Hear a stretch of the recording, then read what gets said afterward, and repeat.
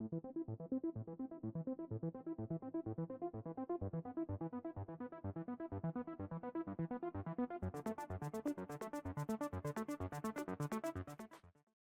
everyone, welcome back to the range. My name is Matt, also known as the Ammo Nerd. Over here on my channel, our ammunition reviews like to dive into all the data points that make up ballistics. Today we have a 208 grain 300 Blackout from AAC, or America's Ammunition Company. This is a subsidiary owned by JJE Holdings, which also owns Palmetto State Armory. Let's throw him on the table and talk about what we're going to do today. For our 300 Blackout testing, we have 3 barrel lengths afforded to us, a 7.5 inch, 10.5 inch, and 16. I figure that gives us a very common spread for that caliber. We have a Prochrono PAL Digital DLX at about 10 to 12 feet. It's 40 to 45 degrees outside today, overcast.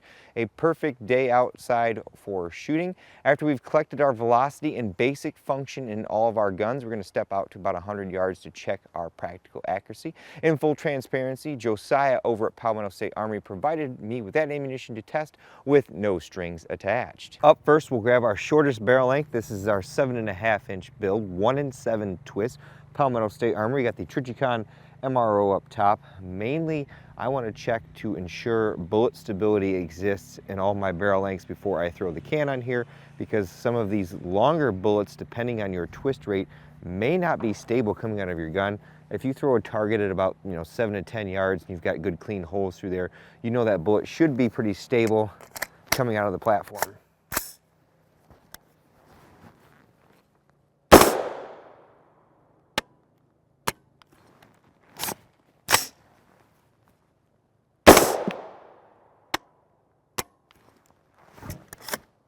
Not getting cycling.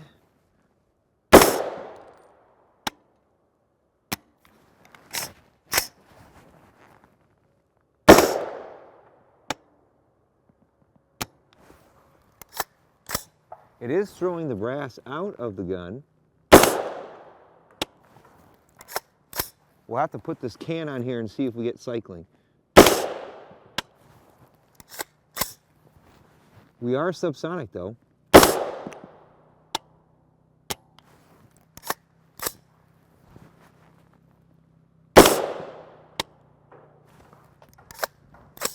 Sorry, this is painful to watch.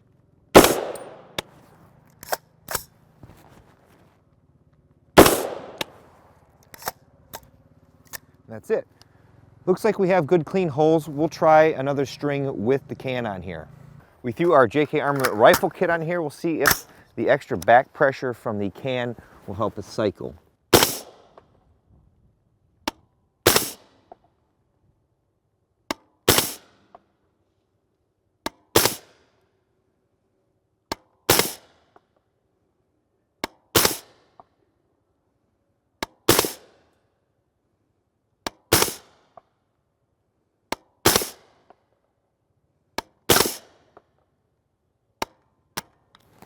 Did not get locked back on the last round, but we did get cycling. And now we'll step up to our 10.5 inch barrel, another Palmetto State Armory build. This has a Yankee Hill 3-port QD muzzle brake. We've got our Tacticon Apex Falcon 1-6 first focal plane scope up there, battle arms, safety selectors, Radion ambidextrous charging handle. Very nice little 300 Blackout package. We'll see if we get cycling from this longer barrel. If not, we'll check for stability and then throw our can on there. This has a 1-in-8 twist barrel.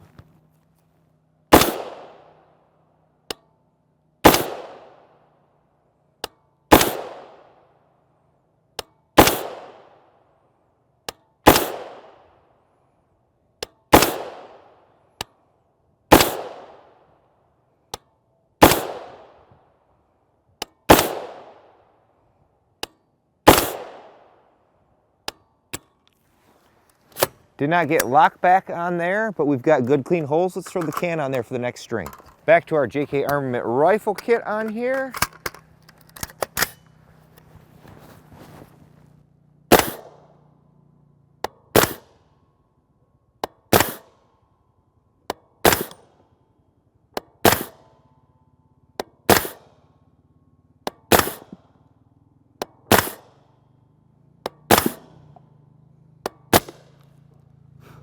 Got locked back that time. This is where an adjustable gas block may pay off for you if you are needing to dial in a particular load and you may need just a touch more gas. But if you're running a subsonic load, you're probably going to be running your can. And finally, our 16-inch. This is another Palmetto State Armory build. Has our Yankee Hill single port Kerrs QD muzzle brake up front, Mission First tactical pistol grip and butt stock, Radion ambidextrous charging handle, and Battle Arms safety selectors. Now this is where we got to be careful. The last time I tested some of the Callaway Ballistics 220 grain, theirs actually went supersonic in 16, although like I said in the last video, I don't know a lot of people who shoot subsonics out of the longer barrel length. Probably mainly everyone uses supersonics out of this. If anybody has any Magpul 2.0 patrol gloves, let me know what they are like for long-term use. I picked some up Black Friday sale from Classic Firearms. Pretty nice little gloves so far. Definitely not cold weather approved, but they do offer a little bit of wind barrier for your hands.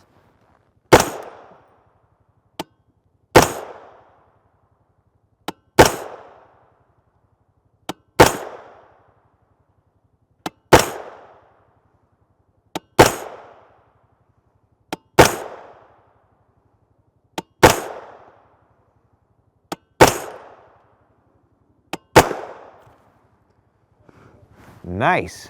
About 75 feet per second below that supersonic threshold, at least at my elevation. I was called around 1130 feet per second, so we were subsonic even out of our longest barrel length. Good to know. Here is our 208 grain AAC A-AMAX at 100 yards using the 10.5 inch with the 1 8 twist barrel. Primary arms, first focal plane, 18 power scope. This was with the YHM Phantom M2, and what we were doing is a trick I learned from shooting the AK, is I would only shoot the rounds that fed from the left side of the magazine. We got 3.369 inches. We threw the JK Armament rifle kit back on there because however I have those baffles clipped, I seem to get pretty good increase in accuracy from using it on guns. We got 1.557 inches.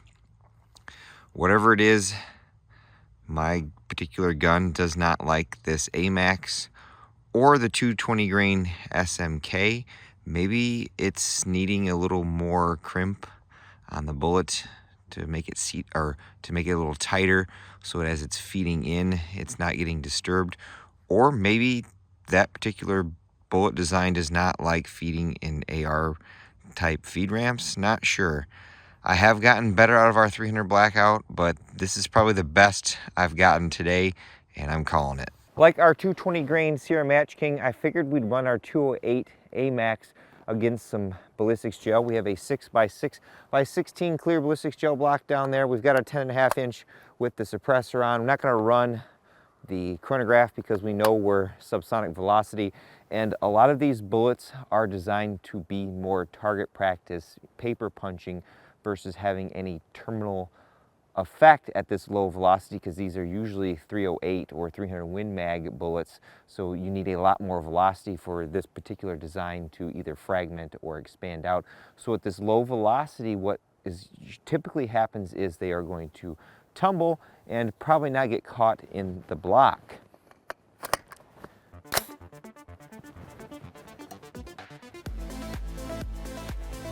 Try to catch one in the block.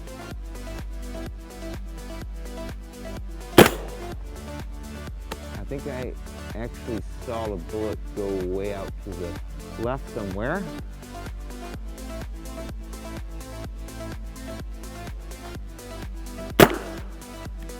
All right, let's go see if we caught one.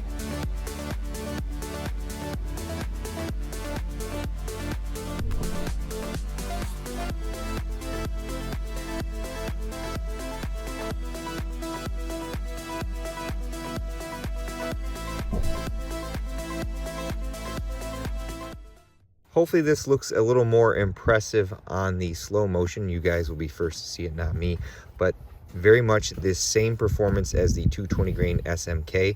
Our neck is almost 8 inches, and then we've got a tumble here. This is the second shot, and it actually walks up and out the block, so 16 plus inches of penetration.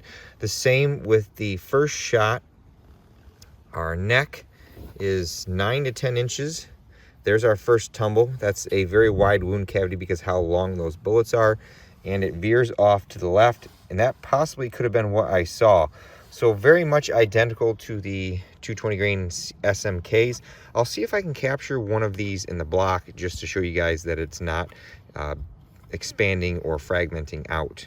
Well, everyone, I hope you had as much fun watching as I did shooting this ammunition to give you guys as much data as possible on this. We remain subsonic in all three of our barrel lengths with this 208 grain A-AMAX load.